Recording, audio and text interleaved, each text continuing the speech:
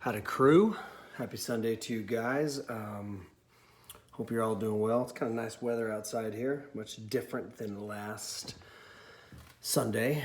No snow day at all, unfortunately.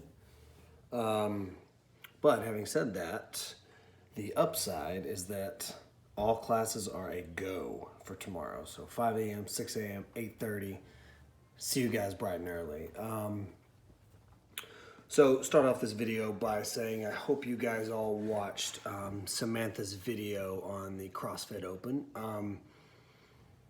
It's a big deal. It's out there. It's ready to sign up. Like she said in her video, it's $20. If you didn't watch her video, then I would highly encourage you to watch that. She's got a lot of emotion and kind of personal reasons for why she does the Open and why I personally think that everybody should do the Open. My my views kind of align with hers. There's a lot that can come out of that thing. It's learning stuff about yourself. It's a different energy than you have in classes. It pulls things out of you that that you may not know that you had, or things that you've been working on, and kind of it kind of slaps you in the face with them in a good way, right? But yeah, the main thing to remember is this thing is, while it is a competition, you sign up 100%. Well, I wouldn't want to say 100%, but the majority of the world signs up for the community and the camaraderie rather than the competition part. There's a select few individuals that sign up for this thing to actually think that they have a chance to make the CrossFit Games. And while my reasons for signing up used to be that I was, there was a time where I thought I could make the CrossFit Games. Really what I was shooting for was to just try to make regionals. But that is long gone. And it's 100% because of the community, because of the camaraderie, because of what it brings out in people and just seeing the fun of it. Like she said in her video, I don't know how it's gonna look this year with COVID and protocol and whatnot like that. If you've done it before, you know it's just like everybody, boom, right there, which brings a lot of energy. Obviously, that can't happen this year. We're still kind of talking through the details of how it will happen, whether that's 2 or 3 different times. I know we normally have heats, but it may be kind of like 3 different classes back to back. Who knows what it ends up being, but we're going to take all the necessary precautions to still keep Friday Night Lights a thing. So anyways, and if you don't come on Friday night, you can do these things in any one of the 5 classes, I guess, we have on Fridays. So something really cool to look forward to. Now, next thing, Wendler, week 2. All right, last week we had 555, 555 plus, okay, with a cap at 10. This week we have 555, 333 plus, okay? So the percentages of the threes change. The first 555, it's still 40, 50, 60. This week is kind of easier math because it's 70, 80, 90%. The last set 3 plus with a max of 10.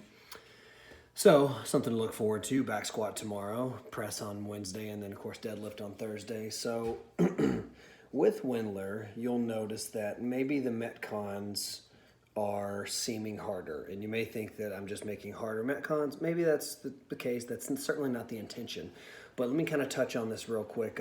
When the MetCons seem harder, right, you also got to remember that your central nervous system is taxed more so than normal, having been inside of a Wendler cycle, right? So before this thing gets too out of hand, the focus of the Wendler cycle is the strength portion, right? But we also don't want to negate the conditioning portion.